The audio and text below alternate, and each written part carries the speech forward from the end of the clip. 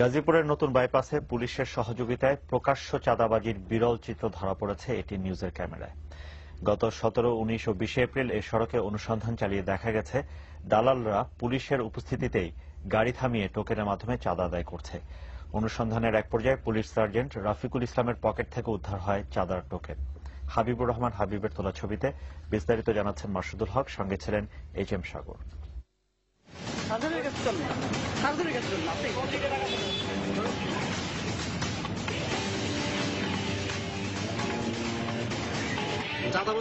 চাঁদাবাজি করার জন্য কয়জন দালাল নিয়োগ দিচ্ছেন এখানে? না, এখানে আমাদের কোনো দালাল না। আমার কাছে সব ছবি আছে। আমাদের কাছে আপনি বললে হবে না ভাই।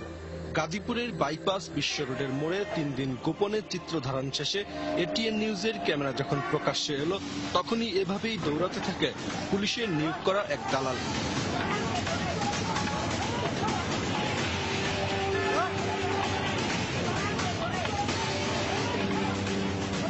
প্রতিদিনের মতোই পুলিশের উপস্থিতিতে গাড়ি থামিয়ে টোকেনের মাধ্যমে চাঁদা তুলছিল সে।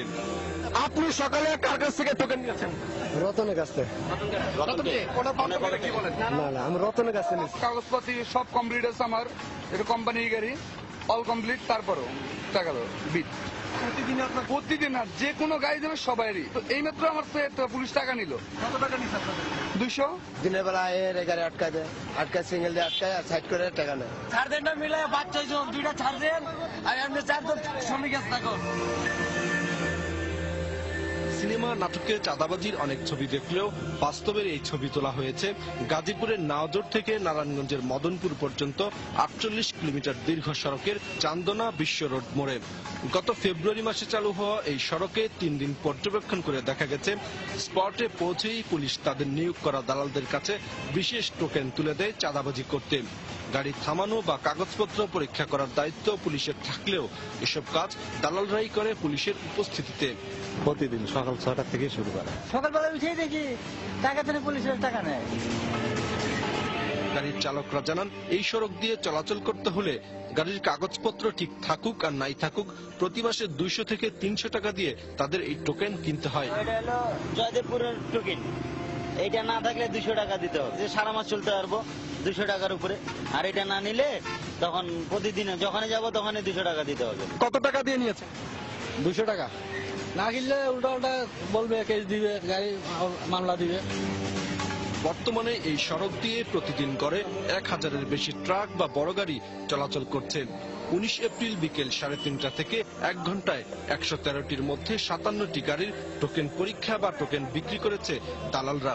সকাল থেকে দুপুর পর্যন্ত এক সার্জন থাকে, উনি 1 লক্ষ টাকা মতো চাঁদাবাজি করে। পুলিশের ভূমিকা তো এখানে ওদের নিয়ম শৃঙ্খলা বজায় রাখার জন্য, ঠিক আছে। আসলে কিন্তু সেই দায়িত্ব তারা পালন করতেছে না, করতেছে এটার বিপরীত। সন্ত্রাসীরা চাঁদাবাজি করার কথা, এখানে দেখা গেছে তারাই চাঁদাবাজি করছে। আপনার বাপকে হাত দেন টোকেন আছে? না না, এটা আপনি আমরা এখানে টোকেন আমার কাছে ছবি আছে। এখানে আমরা এমন কোনো কিছু এখানে কিছু দেই না। হাত দেন, সকালে এসে ওদেরকে টোকেন দেন। আপনার বাপকে টোকেন আছে, বাইর করেন। একসঙ্গে মিলে আপনার চাঁদাবাজি করতে।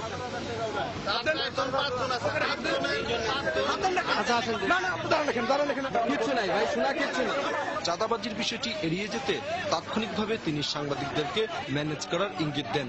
আমার টিভি দেন কেন? কেন আপনার মতো দুই দেওয়া যাবে না। টোকেন বার কর, টোকেন আছে।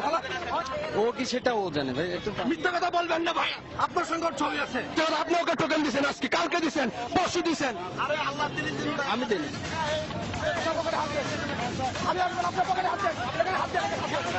এরপরই বিক্ষুব্ধ হয়ে ওঠে স্থানীয় জনতা।